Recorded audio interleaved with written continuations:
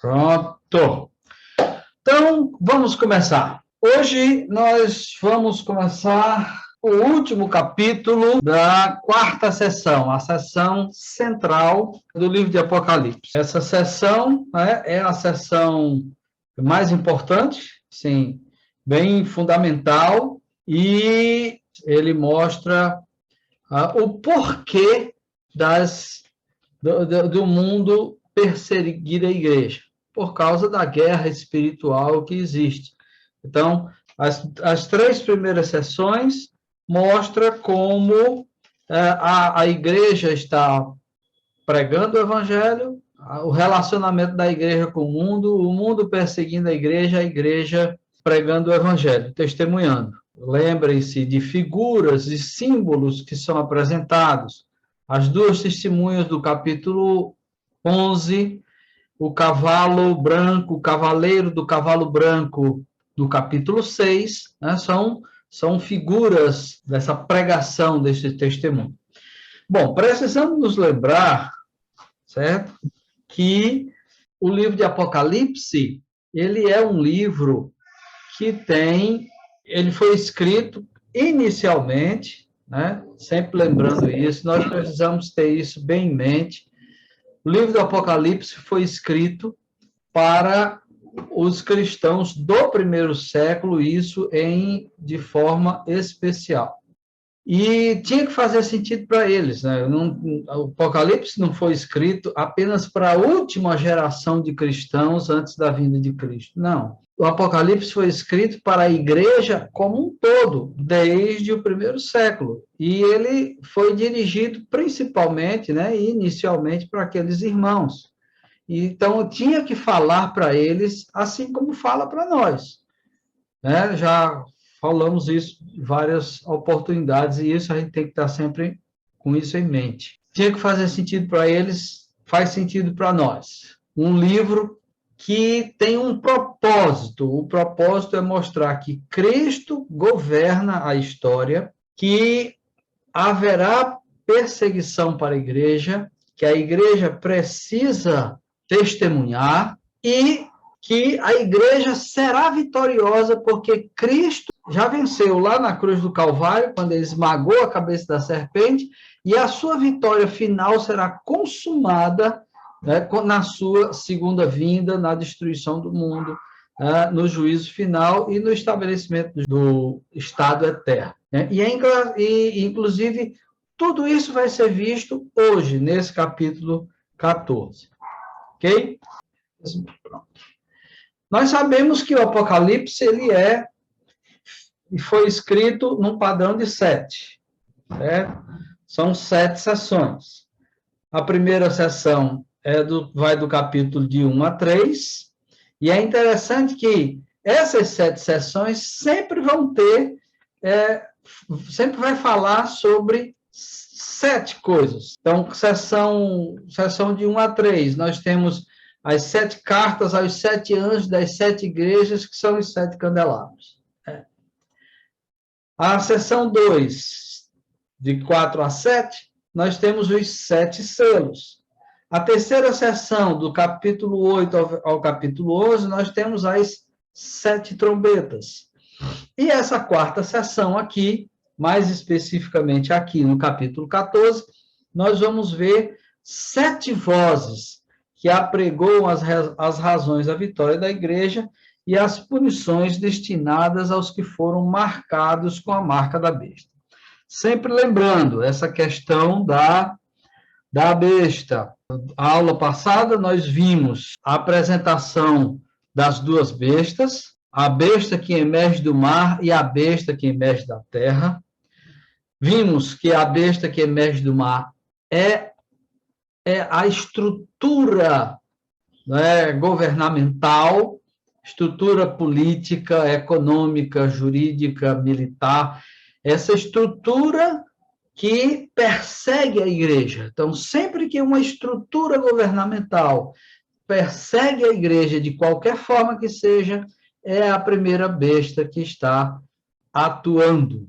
E o anticristo, quando chegar, será o principal agente dessa besta.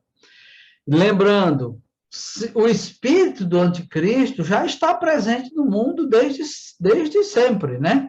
Sempre houve perseguição à igreja, nós mostramos isso na aula passada. A segunda besta é o aspecto imaterial, é o aspecto ideológico, todo o padrão ideológico, filosófico, religioso, que é anticristão. Parece ser uma coisa inocente, parece ser uma coisa boa, parece ser uma coisa inofensiva, porém, por trás está o dragão. Foi a figura que João utilizou, que João viu, né? A segunda besta semelhante a um cordeiro, mas que falava como o dragão, ou seja, a sua essência é uma essência maligna. Então, essa estrutura filosófica, ideológica, religiosa que se coloca contra o cristianismo é a segunda besta funcionando, atuando. Da mesma forma, ela está atuando desde a antiguidade. Ela não surgirá no futuro, ela já está presente. E esteve presente na época de Jesus, esteve presente na época de João, durante toda a história da igreja, está presente hoje e estará presente também no futuro. Aí nós falamos sobre a marca da besta, que não é absolutamente nada material ou físico. Não é código de barra, não é o Pix, pode fazer o Pix sem problema, viu? O Pix não é a marca da besta, como alguns têm dito por aí. Não é cartão de crédito, não é um chip que vai colocar na mão, nem na testa, não. A marca da besta é o compromisso com o dragão, é o compromisso com a estrutura pecaminosa, é o compromisso com o pecado, é o compromisso com o anticristianismo. Isso é a marca da besta. Também nós vimos já aqui, em ocasiões passadas, que todas as pessoas têm uma marca. Ou tem a marca da besta, ou tem a marca do cordeiro. Quem não tem quem não tem o selo do cordeiro, tem a marca da besta. Ok? Muito bem. Então,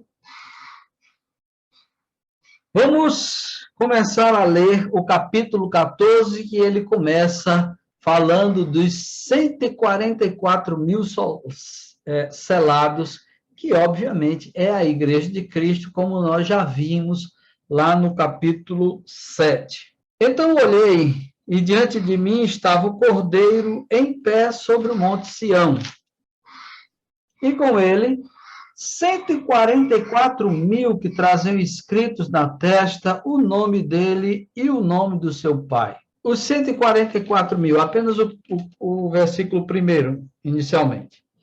Aqui nós temos uma cena celestial. Nós temos o Cordeiro, que estava em pé sobre o Monte Sião. Esse Monte Sião aqui é um símbolo, né? Um símbolo do céu. É um símbolo celestial. E com ele, 144 mil selados, que traziam escritos na testa o nome dele e o nome de seu pai. Conforme eu disse, todas as pessoas têm uma marca. Ou tem a marca da besta, que é o compromisso com o mundanismo, o compromisso com o dragão, ou tem a marca do cordeiro, que é justamente o compromisso com Cristo. Essa visão aqui de João, vendo a igreja no céu, trazia um grande alento para a igreja do primeiro século que estava sendo perseguida. Uma igreja brutalmente perseguida, uma igreja violentamente perseguida, perdendo seus bens, sendo lançada às feras, sendo crucificado, sendo decapitados, mas aí João mostra o quê? Mostra a igreja nos céus, comunhão com o Cordeiro. Ou seja, isso então trazia uma nova perspectiva para a igreja. Trouxe uma nova perspectiva para a igreja naquele tempo e deve trazer uma nova perspectiva para nós hoje. A igreja será vitoriosa. A igreja será vitoriosa. Os 144 mil foram apresentados lá no capítulo 7, na terra, sendo perseguidos e tal, e aqui os 144 mil estão no céu. Estão no céu gozando da presença do Senhor. Então, é uma coisa que traz alento, é uma coisa que traz esperanças. Eu posso enfrentar qualquer coisa, eu vou para o céu. Eu posso enfrentar qualquer coisa, eu sei qual é o meu destino. Eu posso enfrentar qualquer coisa, até a morte. Se eu morrer, já sei para onde eu vou. A morte não traz mais medo. É por isso que lá o autor de Hebreus diz que Jesus venceu aquele que, pelo poder da morte, né, mantinha as pessoas presas, porque as pessoas tinham medo da morte. Mas, com Cristo, nós não precisamos ter medo da morte. Nós não precisamos ter medo da morte, porque sabemos para onde vamos. O pós-mortem não é algo, não é um desconhecido. A gente não fica apavorado porque não sabe o que vai acontecer. Não, nós já sabemos. Estaremos com Cristo, estaremos no Senhor, com o Senhor lá nesse Monte Sião, conforme diz aqui. E aí ele diz mais, que ele ouve a primeira voz. A primeira voz, ele diz, ouvi um som dos céus, como de muitas águas e de um forte trovão. Era como os arpistas tocando seus instrumentos. Eles cantavam um cântico novo diante do trono, dos 4 seres viventes e dos anciãos. Ninguém podia aprender o cântico a não ser os 144 mil que haviam sido comprados da terra.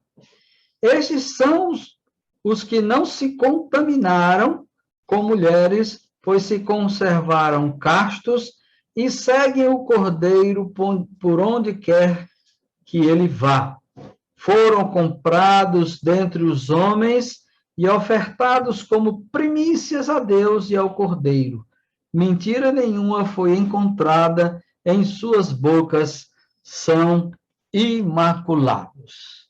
Então, a primeira voz é uma voz como de muitas águas e, ao mesmo tempo, é uma voz suave como o som de harpa. Ao mesmo tempo, é estrondoso, é uma voz poderosa, é uma voz estrondosa, uma voz que enche.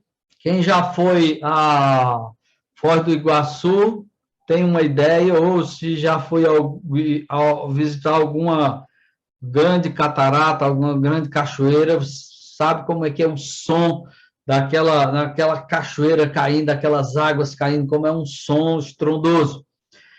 E, ao mesmo tempo, é suave e delicado como o som de harpa. Ele tem essas duas características. E aqui diz que eles cantavam um cântico novo. Cantavam um cântico novo e que ninguém sabe, ninguém pode aprender. Vejam, diante de quem eles estão cantando esse cântico novo.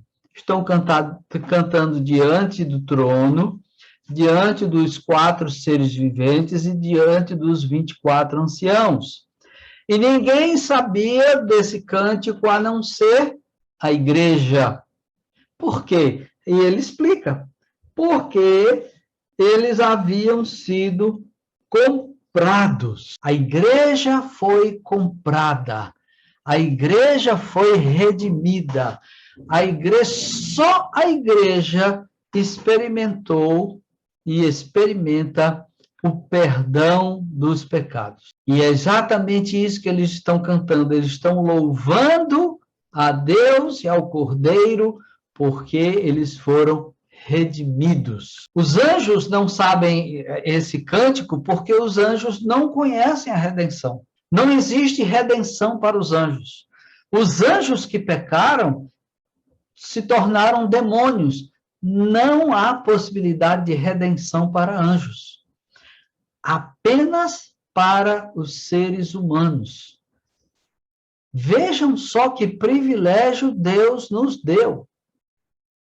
A igreja é o único povo, são os únicos seres que experimentaram uma coisa única e gloriosa que é a redenção, a remissão dos pecados. Então, é por isso que eles explodem nesse louvor que é, ao mesmo tempo, sublime e estrondoso. E aí depois ele fala sobre essa igreja, que a igreja lá no céu está totalmente purificada pelo sangue de Cristo. Não há mais possibilidade de pecado no céu. E aí ele vai falar aqui, quem são esses que estão cantando? Quem são esses que compõem a igreja? Quem são esses 144 mil que, claro, esse é um número simbólico, não significa que a igreja que está nos céus, apenas 144 mil de toda a humanidade vai ser salva. Não, absolutamente, né? 144 mil é um número simbólico. 144 mil, você alcança 144 mil, multiplicando 12 vezes 12, lembrando, 12 apóstolos, 12 patriarcas do Antigo Testamento, né? Implicando em que há salvos, tanto aqueles que estavam no Antigo Testamento, como salvos estão a partir do Novo Testamento.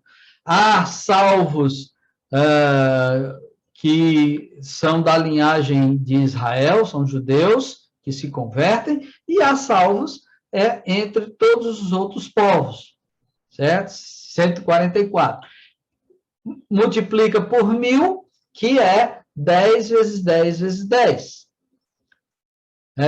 10, que é um número da completude, multiplicado, 10 à terceira potência, 3 é o número da Trindade. Então, é um número simbólico, significando toda a igreja, que abarca crentes do Antigo Testamento e do Novo Testamento, né? Desde a revelação de Deus lá na Antiguidade até hoje, Deus vem salvando, e vem salvando da mesma forma, através da fé. No passado, aqueles que tinham fé no Messias que viria.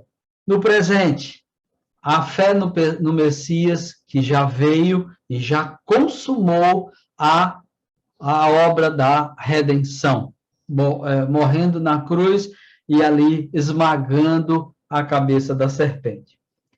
Aí ele diz, no versículo 4, estes são os que não se contaminaram com as mulheres, pois se conservaram castos e seguem o Cordeiro por onde quer que ele vá. Foram comprados entre os homens e ofertados como primícias a Deus e ao Cordeiro. Mentira nenhuma foi encontrada em suas bocas, são imaculados. Ou seja, está mostrando aí a total purificação da igreja. Não devemos tomar esse versículo 4 como que se esses 144 mil são 144 mil supercrentes que nunca se casaram, que se mantiveram castos, etc. Isso é apenas símbolo. A castidade sempre foi, na antiguidade, um símbolo de pureza. Então, aqui não se trata de supercrentes em comparação com os outros crentes, não. É toda a igreja. Esses 144 mil é a igreja que está aqui, simbolicamente demonstrada como tendo sido purificada pelo sangue de Cristo. Então, lembrados lá em capítulos anteriores que aqueles lavaram as suas vestes, né, no sangue do Cordeiro? É exatamente a mesma figura aqui, com outro símbolo, ou seja, purificação. A igreja nos céus estará totalmente purificada. E aí ele fala aqui que a igreja, né, foi comprada dentre os homens, dentre a humanidade, e foram ofertados como primícias a Deus e ao Cordeiro. As primícias eram os primeiros frutos da colheita que eram colhidos e eram ofertados a Deus, como um símbolo de que toda a colheita pertencia a Deus e num reconhecimento de que a colheita que viria seria um provimento de Deus, uma bênção de Deus para o sustento da nação. Então, aqui também tem essa ideia da primícia, ou seja, os primeiros frutos. A igreja são as primícias da humanidade. A igreja, então, são as primícias da humanidade. Foi separada por Deus para Ele mesmo, para o louvor da sua glória, certo? E aqui, mais uma vez, mentira nenhuma foi encontrada em suas bocas, são imaculados, ou seja, mais uma figura, mais um símbolo da purificação que Deus realiza na sua igreja. Então, versículo 6. Então vi outro anjo que voava pelo céu e tinha na mão o evangelho eterno, para proclamar aos que habitam na terra, a toda nação, tribo, língua e povo. E ele disse em alta voz: temam a Deus e glorifiquem-no, pois chegou a hora do seu juízo. Adorem aquele que fez os céus, a terra, o mar e as fontes das águas. Aqui, mais uma vez, nós temos um símbolo, uma figura. Por quê? Porque não não foi aos anjos que foi dada a incumbência de pregar o evangelho. A incumbência de pregar o evangelho foi dada à igreja. Então, obviamente, aqui esse anjo é um símbolo da pregação do evangelho. E vejam aqui que o evangelho, ele tem uma dupla face. Ele tem uma dupla face. Né? Por quê? Ele diz assim, o evangelho, nós sabemos, ele traz salvação, ele anuncia salvação. Essa é uma face do evangelho. Anuncia salvação. E Deus estabeleceu o evangelho como a pregação do evangelho, como a forma como os eleitos vão ser manifestados. Deus fala prioritariamente à humanidade através do evangelho, através da sua palavra, através da Bíblia. Essa é a forma ordinária de Deus se manifestar aos homens, através da pregação do evangelho. Daí porque nós precisamos pregar. Daí porque tantas e tantas vezes o Apocalipse fala acerca da pregação do evangelho. O primeiro cavaleiro que sai, lá no capítulo 6, do primeiro selo que é rompido, do livro que o Cordeiro toma das mãos do Pai, no capítulo 5, e no capítulo 6 ele começa a abrir os selos. O primeiro selo é rompido, sai o quê? Cavaleiro branco, que é o cavaleiro que simboliza a pregação do evangelho. É por isso que o diabo está preso para não enganar as nações, ou seja, para que ele não consiga impedir que o evangelho seja proclamado. Então, a proclamação do evangelho é absolutamente essencial e é uma obrigação de cada um de nós, né? Testemunhar de Cristo, testemunhar do que Cristo fez em sua vida. Então, primeiro nós temos essa face, a face gloriosa do evangelho, a face que traz salvação. Mas também existe outra face, que é justamente o que ele diz aqui: temam a Deus e glorificam-no, porque chegou a hora do seu juízo. A segunda face do evangelho é proclamar que aqueles que não tiverem um novo nascimento, aqueles que não se arrependerem de seus pecados e não exercerem fé no Cordeiro como Messias, estão absolutamente condenados, vão sofrer o juízo de Deus.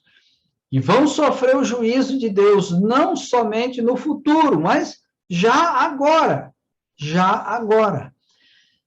Todas as catástrofes, todos os desastres, todas essas coisas que acontecem no mundo são juízos parciais de Deus, são as trombetas que nós já vimos, que avisando para as pessoas se arrependerem. E as pessoas não se arrependem. E as pessoas não se arrependem. E então vão sofrer o derramar da taça, que será visto no próximo domingo, os capítulos 15 e 16. Ok? Então, essas duas faces. Tem uma face gloriosa, mas tem uma face tenebrosa.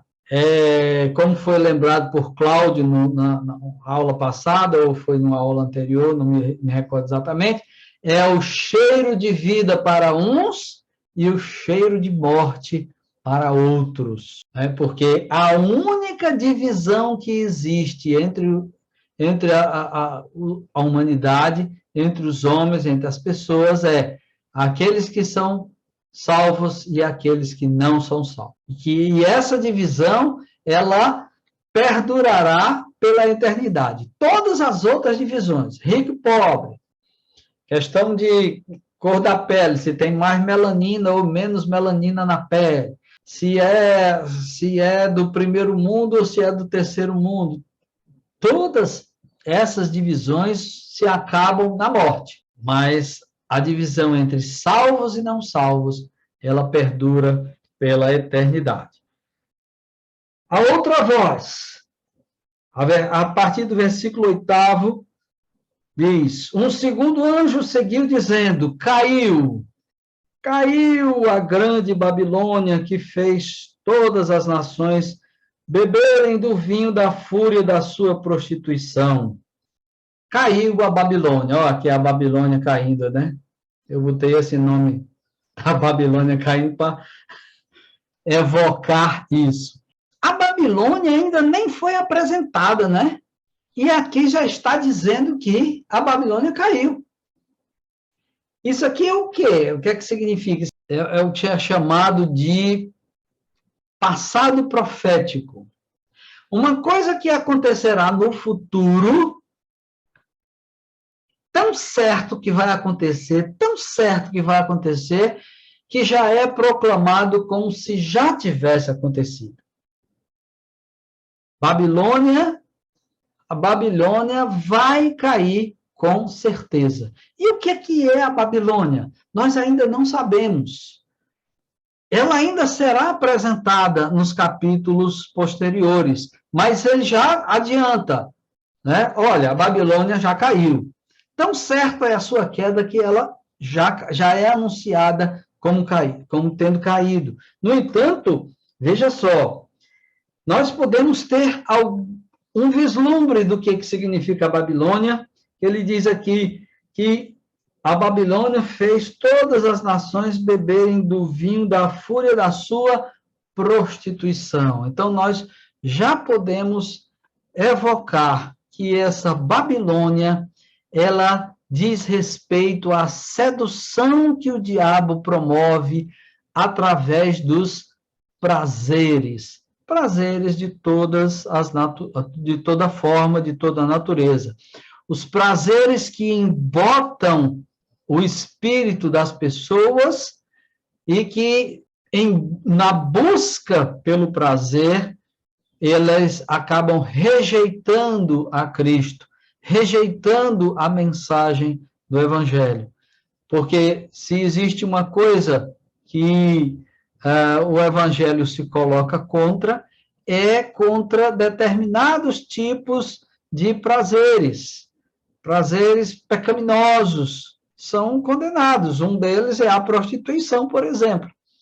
E então, quem gosta desse tipo de coisa, obviamente, rejeita o cristianismo, rejeita a mensagem do Evangelho. Está bebendo do vinho de Babilônia. Então, essa sedução pelo prazer é Babilônia. Está, então, prefigurado na cidade de Babilônia, que era uma cidade extremamente devassa, né, conforme nós sabemos pelas lições da história. Rubens, vale a pena lembrar também do capítulo 11, quando o autor ele escreve sobre os moradores da grande cidade que comemoravam e trocavam presentes.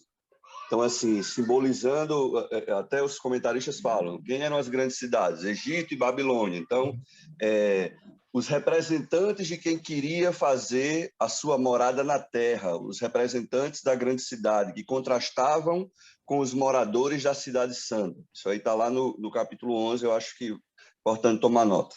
Isso, exatamente. Sempre lembrando, essas coisas sempre vão ter relação com o que nós vimos em lições passadas. Por quê? Porque a história está sendo recontada, né? Cada ciclo conta toda a história sob um determinado aspecto, sob um determinado ângulo, referente à história entre a primeira e a segunda vinda de Cristo. Exatamente isso, por isso nós temos sempre a evocação de elementos passados que nós já vimos. Ok? Muito bem, excelente. E aí, nós temos a quarta voz, a partir do versículo 9. Um terceiro anjo os seguiu, dizendo em alta voz: se alguém adorar a besta e a sua imagem, e receber a sua marca na testa ou na mão, também beberá do vinho do furor de Deus, que foi derramado sem mistura no cálice da sua ira. Será ainda atormentado com enxofre ardente na presença dos santos anjos e do Cordeiro, e a fumaça do tormento de tais pessoas sobe para todo o sempre. Para todos os que adoram a besta e a sua imagem, e para quem recebe a marca do seu nome, não há descanso, dia e noite. Aqui está a perseverança dos santos, que obedecem aos mandamentos de Deus e permanecem fiéis a Jesus. A quarta voz é uma voz de alerta. Mais uma vez, assim como nós vimos em lições passadas, das sessões passadas, há sempre um alerta. Deus está alertando. Arrependa-se. Arrependa-se. Babilônia, tão certa a sua queda que já é anunciado como tendo caído. Então, Babilônia vai cair.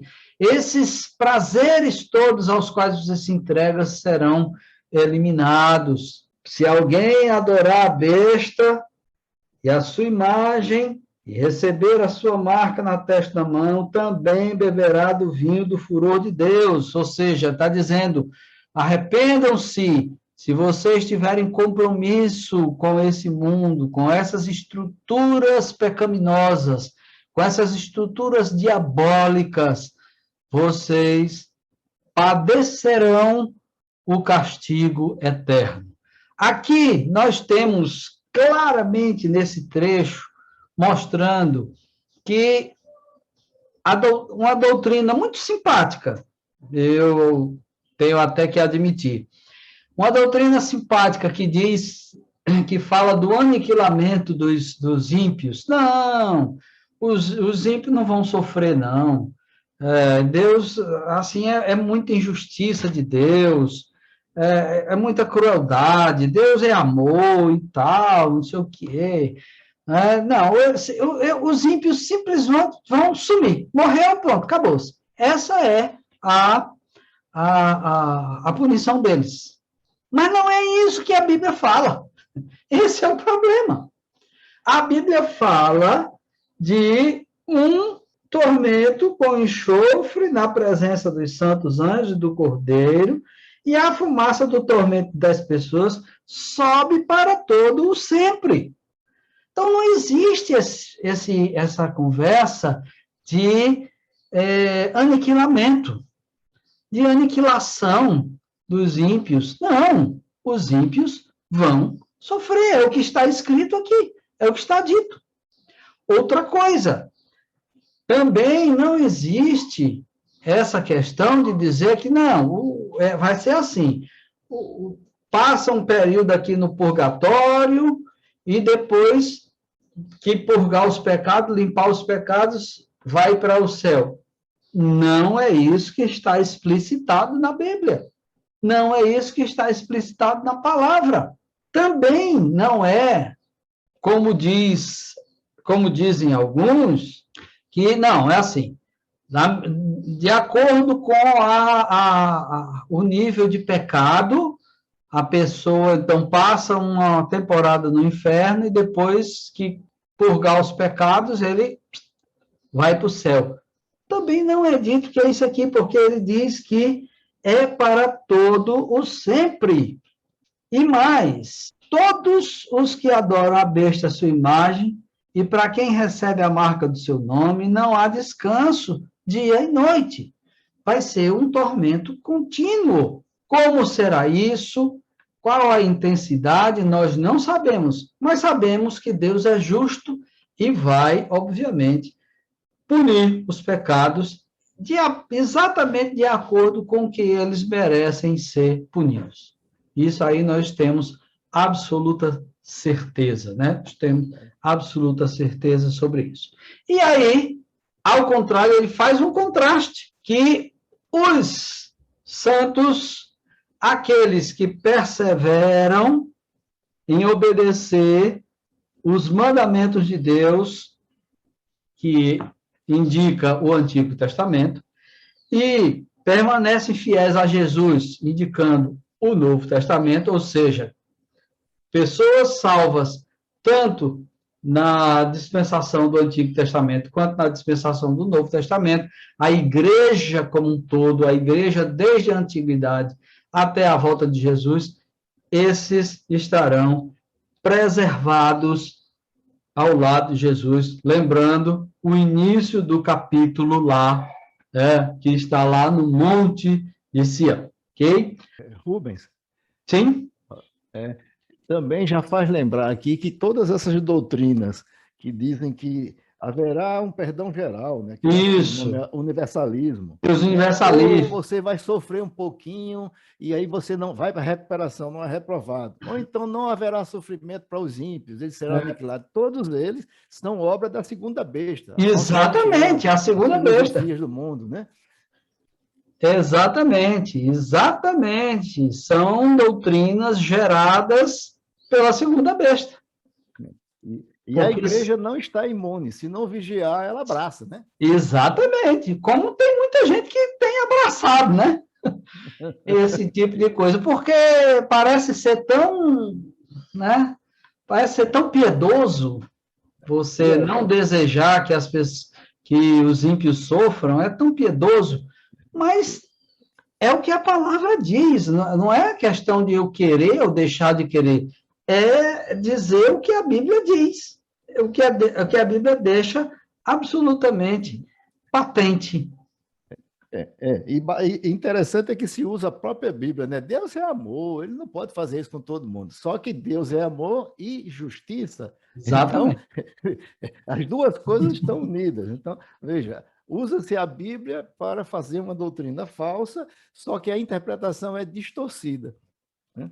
Então, tem que tomar cuidado com a sã doutrina, que é o que os apóstolos falavam tanto, né? Exatamente, exatamente. Preservar a sã doutrina.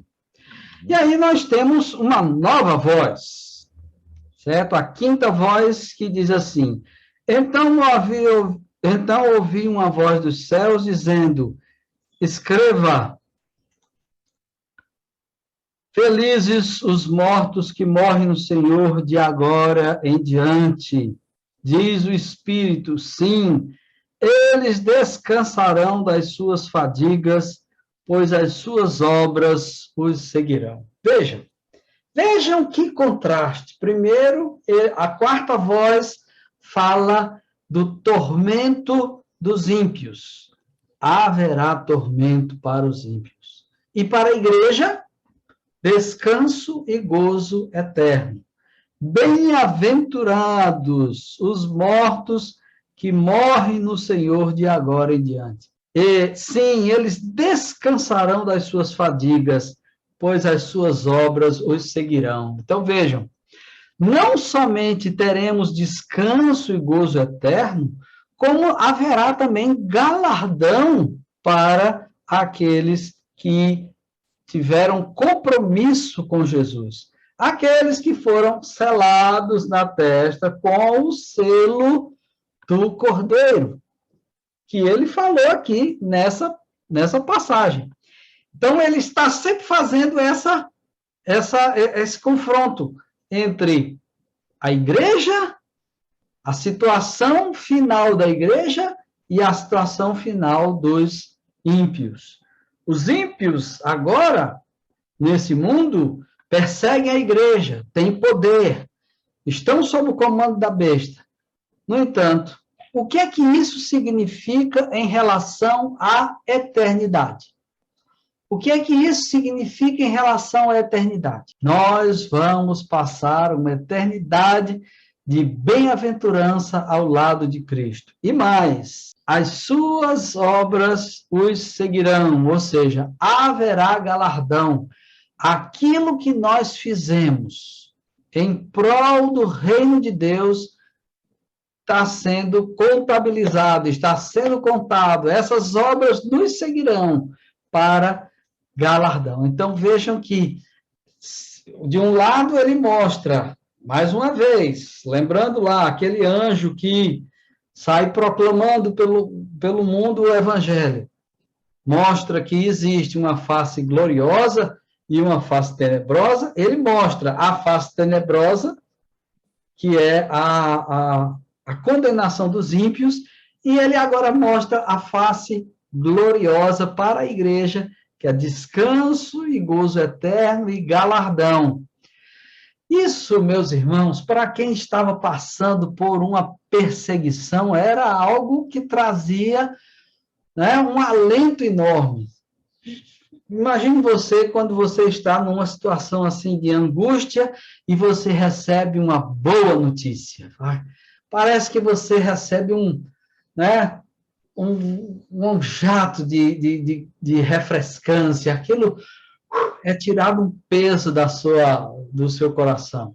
É exatamente isso que João quer passar para a igreja do seu tempo, quer passar para nós. Nós tenhamos este grande alívio. Vamos ter descanso e gozo eterno. E aí Deus ainda é mais misericordioso ainda, que ainda nos vai recompensar. Veja quão Deus é glorioso e maravilhoso para nós, né? E aí, ele, terminado isso, as duas próximas vozes, a sexta e a sétima, vão falar sobre o fim do mundo, nas figuras da ceifa e da vindima. A ceifa é a vinda de Jesus. Quando ele vem, ele vai arrebatar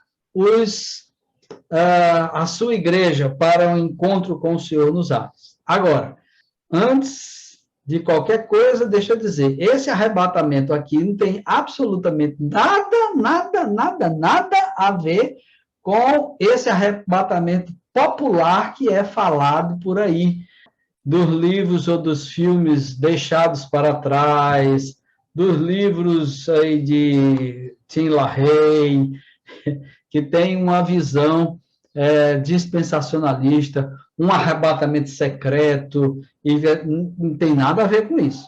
Nós vamos ver aqui com muita clareza que não tem absolutamente nada de arrebatamento secreto. Presta atenção. Versículo 14. Olhei, e diante de mim estava uma nuvem branca, e assentado sobre a nuvem, alguém semelhante a um filho de homem. Ele estava com uma coroa de ouro na cabeça e uma foice afiada na mão. Então saiu do santuário um outro anjo que bradou em alta voz, a sexta voz, àquele que estava sentado sobre a nuvem: tome a sua foice e faça a colheita, pois a safra da terra está madura, chegou a hora de colhê-la. Assim, aquele que estava sentado sobre a nuvem passou a foice pela terra, e a terra foi ceifada. Onde é que nós vemos essa figura da ceifa? Não é?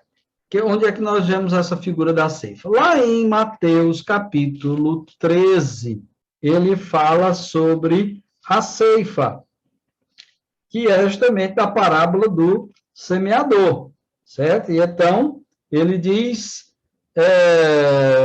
que ele vai fazer a ceifa no final dos tempos, certo? Vai pegar o trigo e vai guardar no celeiro, e o joio vai queimar, certo? Então, aqui tem essa ideia já da ceifa como sendo o fim do mundo. Como, então, se dará esse arrebatamento? Como é que vai ser? Vamos ver algumas passagens, certo? Paralelas, e aí nós vamos descobrir como se dará esse arrebatamento. Mateus, capítulo 24, versículo 27, depois nós pulamos para o versículo 30 a 31, depois para o 36 e o 40 a 42. Vejam só. Ele diz assim: porque assim como o relâmpago sai do Oriente e se mostra no Ocidente, assim há de ser a vinda do Filho do Homem. Então, vejam que quando acontece um relâmpago, a gente vê, né? O relâmpago não é secreto, a gente vê. Se for à noite, então, é que dá aquele clarão e todo mundo vê. Então aparecerá no céu o sinal do Filho do Homem, e todas as nações da terra se lamentarão e verão o Filho do Homem vindo nas nuvens do céu com poder e grande glória. E ele enviará os seus anjos com grande som de trombeta, e estes reunirão os seus eleitos dos quatro ventos, de uma a outra extremidade dos céus. Quanto ao dia e à hora, ninguém sabe, nem os anjos do céu, nem o Filho, senão somente o Pai. Como foi nos dias de Noé, assim também será na vinda do Filho do Homem. Pois nos dias anteriores ao dilúvio, o povo vivia comendo, bebendo, casando-se, dando em casamento, até o dia em que Noé entrou na arca. E eles nada perceberam até que veio o dilúvio e os levou a todos. Assim acontecerá na vinda do Filho do Homem. 2 homens estarão no campo, um será levado e outro deixado. 2 mulheres estarão trabalhando no moinho, uma será levada e outra deixada. Portanto, vigiem, porque vocês não sabem em que dia virá o seu Senhor. 2 mulheres estarão trabalhando, 2 homens estarão no campo, um será levado e outro deixado. 2 mulheres estarão trabalhando no moinho, uma será levada e outra deixada. Isso aqui é o arrebatamento, certo? Concorda comigo?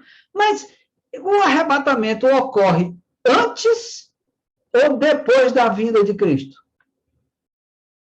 É depois, né?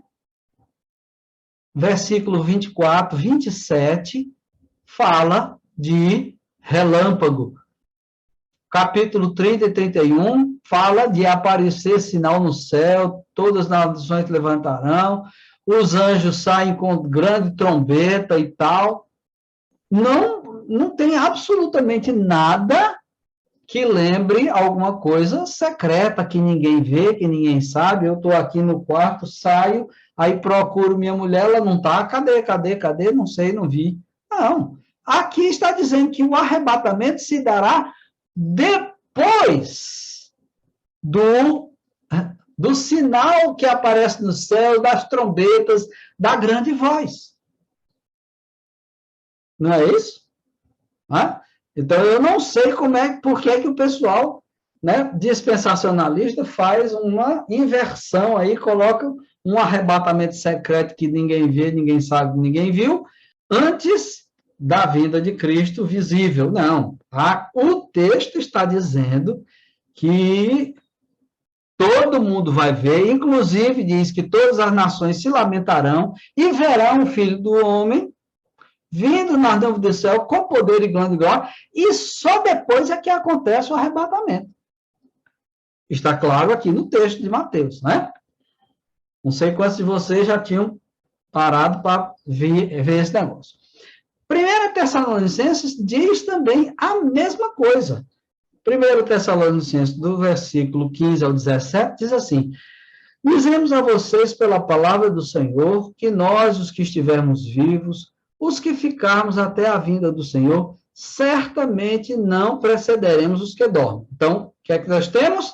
Primeiro, os mortos em Cristo vão ressuscitar.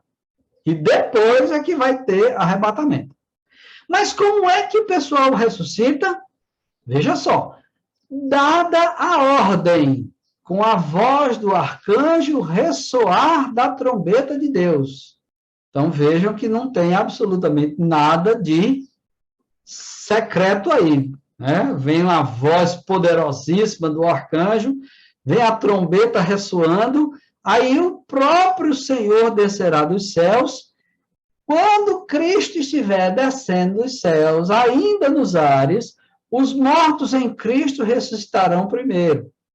Depois, os que estivermos vivos, seremos arrebatados juntamente com ele nas nuvens para o encontro com o Senhor nos ares, e assim estaremos para sempre com o Senhor. Ou seja, então vejam a sequência.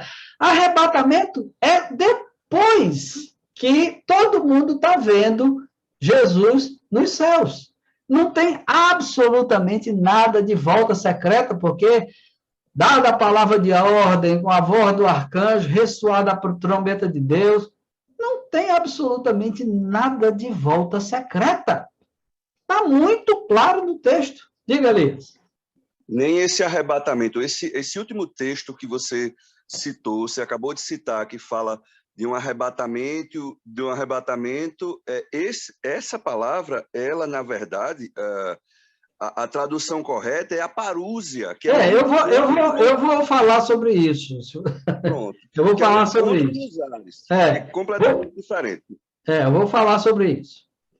E aqui, né, é o texto de Apocalipse que nós acabamos de ler, certo? Que o anjo sai, brada em alta voz e tal e tal. Então, veja, o que é esse encontro com o Senhor nos ares, essa palavra arrebatar aqui? No grego, existe uma palavra chamada parousia.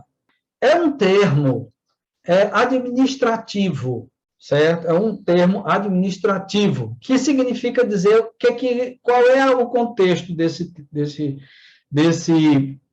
dessa palavra. É o seguinte: vocês sabem que o Império Romano era muito grande, muitas províncias, né? Algumas colônias e tal e tal. Havia procuradores, havia governadores, havia funcionários que governavam aqueles territórios. E, obviamente, todo mundo sabe, e os romanos também sabiam, que o poder corrompe. E, para evitar esse tipo de coisa, o que é que eles faziam? Havia visitas de emissários do imperador que iam para as províncias, as cidades, para verificar como estava o andamento da administração. Então, como é que a coisa funcionava? Funcionava assim. A comitiva do emissário do imperador vinha. Antes de chegar à cidade, ele mandava um arauto, um batedor, uma pessoa para... Aí ele ia com uma trombeta, tocava aquela trombeta, avisando que estava vindo ali o emissário do imperador. Ao ouvir o som da trombeta, que tinha um toque específico, quem já foi militar sabe que a corneta existem vários toques de corneta, cada toque é um determinado comando, o comando de avançar, o comando de sustentar o terreno, o comando de recuar, o comando de flanquear o inimigo. Existem vários toques, e então havia esse toque específico que anunciava a vinda desse emissário do imperador. Quando os funcionários, principalmente os altos funcionários da administração, ouviam o toque daquela trombeta, eles deviam deixar o que estavam fazendo e, de imediato, sair da cidade, encontrar-se com o dignitário, o emissário do imperador, na estrada, e eles integravam a comitiva do emissário e entravam junto com o emissário do imperador na cidade, e aí, então, o emissário do imperador iria fazer a vistoria que tinha que fazer. Essa é a palavra que é utilizada aqui. Então, o Senhor está vindo com os anjos e a igreja triunfante, aqueles que já haviam morrido, e está vindo. Ele está vindo. Aí, então, toca a trombeta, os mortos ressuscitam, ou seja, aqueles que estão vindo, as almas daqueles que estão vindo, passam a ter o corpo glorificado, e os que estão vivos são transformados e vão ao encontro do Senhor nos ares, e vêm com o Senhor, e aí estabelece-se o juízo final, e após o juízo final, o estado eterno. Então, vejam vocês, meus irmãos, que aqui não existe nem 7 anos de intervalo entre uma volta secreta e uma terceira volta visível, não existe nada disso. Está aqui muito claro nesses textos, são 3 textos, e existem outros que falam sobre isso.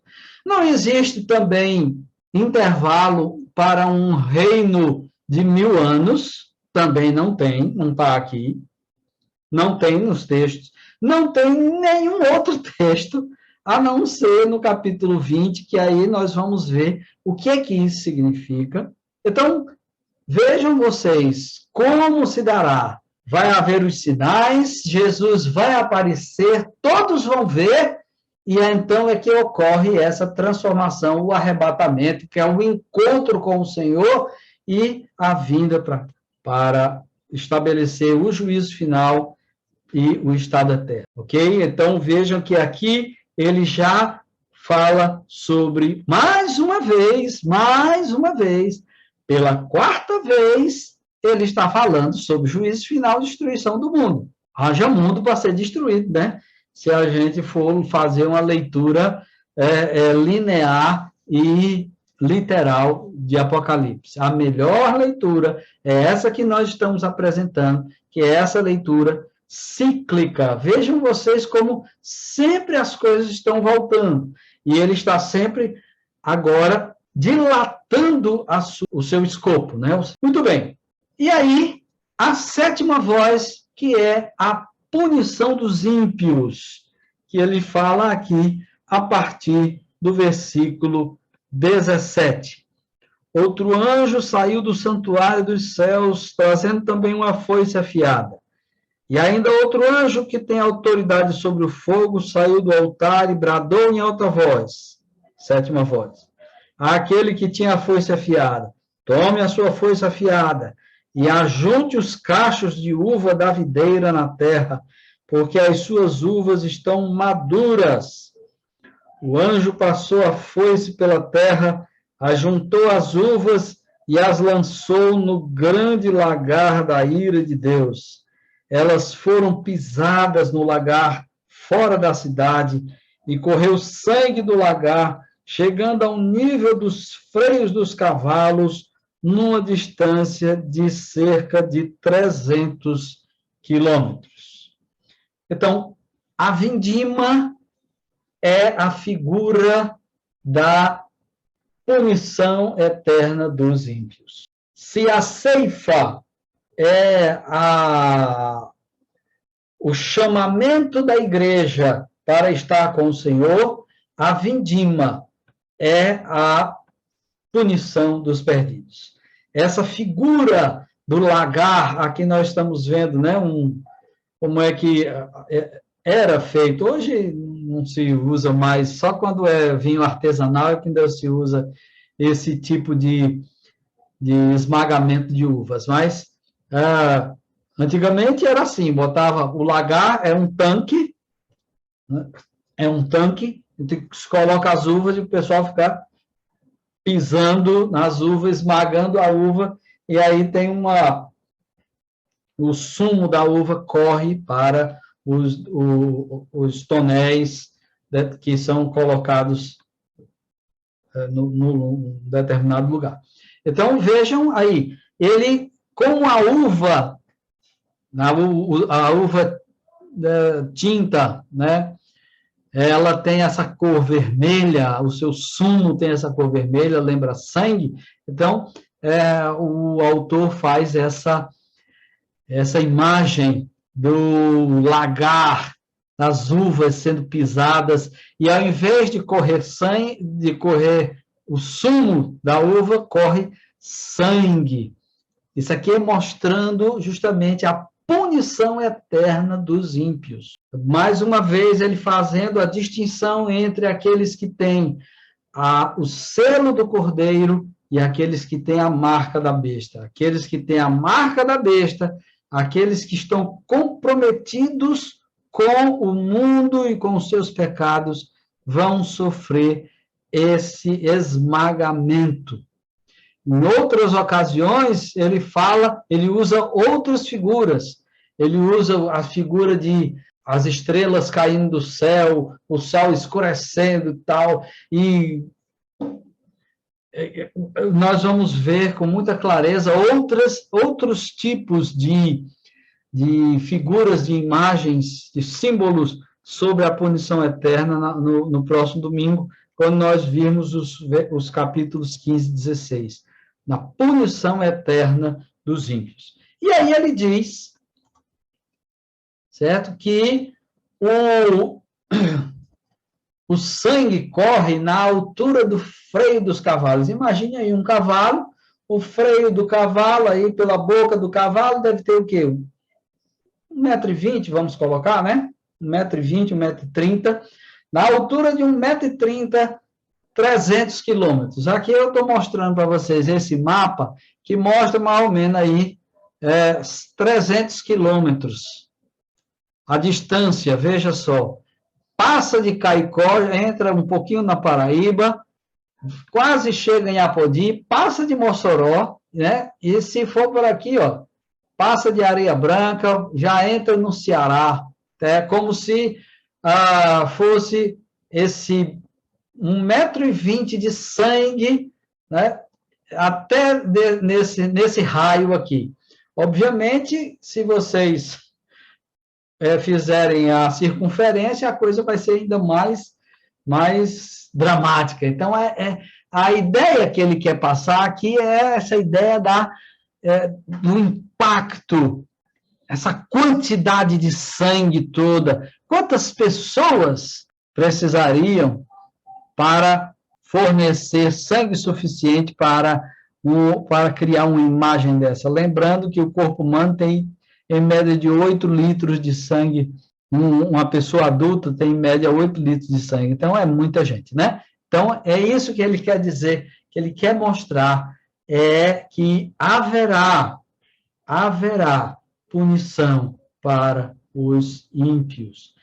E isso, nós ainda estamos no tempo da graça, nós ainda estamos no tempo das duas testemunhas que estão proclamando o Evangelho, ainda estamos no tempo do cavaleiro branco pregando o Evangelho, certo? Então, nós ainda estamos no tempo que há possibilidade de arrependimento, certo?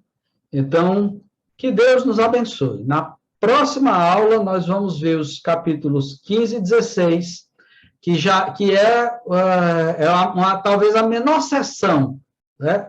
É a capítulo 15 e 16. E fica aqui o alerta para nós, porque a nós cumpre pregar o Evangelho, para que os eleitos, aqueles que têm o selo do Cordeiro, se manifestem. Então, muito obrigado. Vamos encerrar. Que Deus abençoe a todos.